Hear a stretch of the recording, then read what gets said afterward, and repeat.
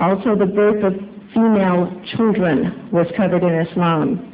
According to Islam, the female child is not a matter of shame. It's a blessing.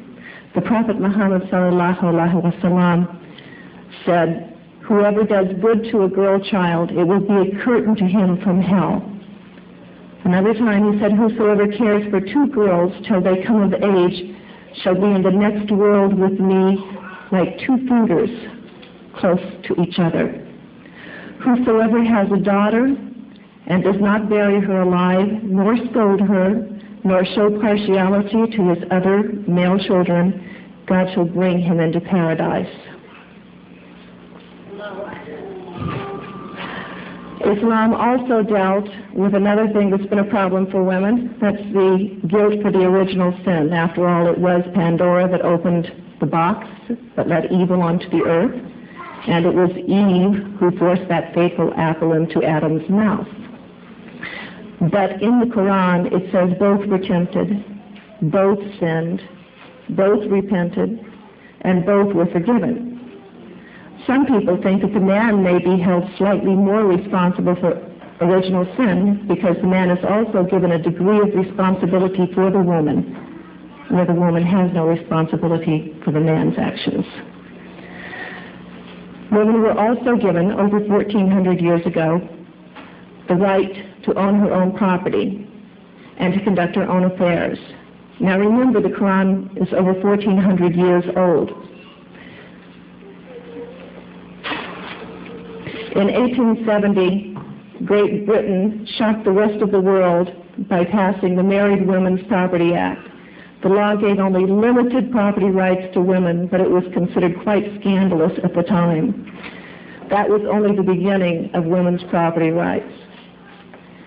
Even here in this country, there are some areas where women do not have full property rights. Last year when I was in Virginia, I was talking with an elderly lady whose husband had passed away, and she was trying to sell her house and could not because of a law that was on the book that said her husband or other male family member had to sign the papers, and every male family member she had was dead. And she was stuck with this house and she wanted to sell it. According to Islam, we have full control over whatever we own and full right to acquire whatever we desire. There's no limitations on us at all. And what we own does not require any permission from our husbands to use or dispose of. We also have the right to conduct our own businesses. In fact, the Prophet Muhammad ﷺ worked for a woman who later became his wife. It was Khadija who owned the trading company that he went to work for when he was 20 years of age. That set two examples. Number one, that it was acceptable for a man to work for a woman. And number two, that it was acceptable for a woman to own a business and conduct her own affairs in that business. Also in Islam, women were for the first time given the right to witness contracts. Now it's true that in some cases in Islam it requires two women to one man, but this is only in certain contracts where it involves the borrowing and loaning of money. There are other instances where a woman's witness alone is enough, and there is one instance where a woman's witness is more powerful than a man's witness. The rights of women didn't stop here. The previously mentioned rights were then secured and expanded by granting women the right to education. Not just the right to education. Women were ordered to be educated. We were told to go to the ends of the earth if necessary. Slaves could be freed for teaching a woman how to read and write. It wasn't a matter of just men. It was for women too.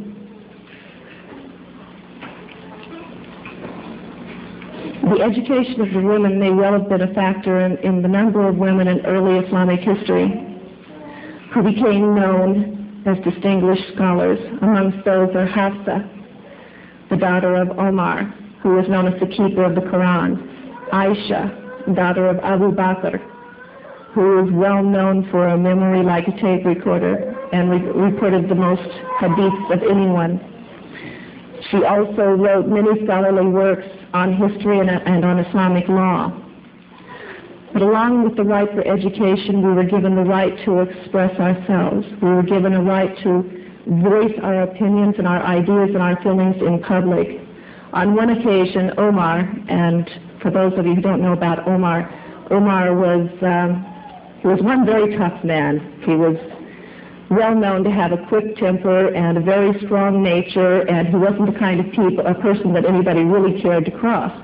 But there was one occasion where he was suggesting that a law be passed, and a woman stood up and continued to disagree with him until finally he stood and said, a woman is right and Omar is wrong. So even right after the death of the Prophet Muhammad sallallahu alaihi wasallam, we could stand before the Caliph, the ruler, and disagree and express our opinion and have no fear. Our opinion was taken for what it was, and it didn't matter whether we were male or female. Judgment was judgment. Islam as a legal system also dealt with the issue of inheritance. Now, inheritance has been a problem over all years and is still a problem in this country especially. You watch families totally torn apart because they can't decide what's going to be done with an inheritance. The first thing Islam did was classify inheritance. And inheritance is not something you have earned. Inheritance is something that has been given to you. It's a kind of a charity. Now in Islam, the woman has no financial obligations. Even in the worst of times, she has no financial obligations. If she has a job, she does not have to use that money to support herself. Her father is responsible, her brothers are responsible, her uncles are responsible. If there are no male relatives, the society is responsible. The man, on the other hand, has an almost unlimited degree of responsibility. He's responsible for his wife and for his children. He's responsible for his parents, for his brothers, for his sisters. He's responsible for the parents of his wife. He's responsible for aunts and uncles. He's responsible for any of the poor and needy in his community, and it goes on and it goes on and it goes on. So if a charity is to be given, it should go where it would be most needed, and that would be the man, because he has the greater stress placed on him financially. The thing that is quite remarkable and everyone keeps passing by is the fact that woman was guaranteed a part of inheritance. There are still many legal systems where all inheritance goes to the firstborn son, or this or that. But this was the first, and is still the only one that states absolutely how much she's going to get. And it goes beyond that because it keeps the family from being torn apart by arguing over who's going to get how much. It's settled, it's resolved, there's nothing to discuss. And it's a great burden that is relieved from all of society for this. Okay, now we move on into marriage. In the process of getting married, it's very true that the families on both sides are very involved in the marriage. They do a great deal of work finding people that they think are suitable for their son or for their daughter. But this in no way means that the daughter is bought or sold, or that marriages are done without permission.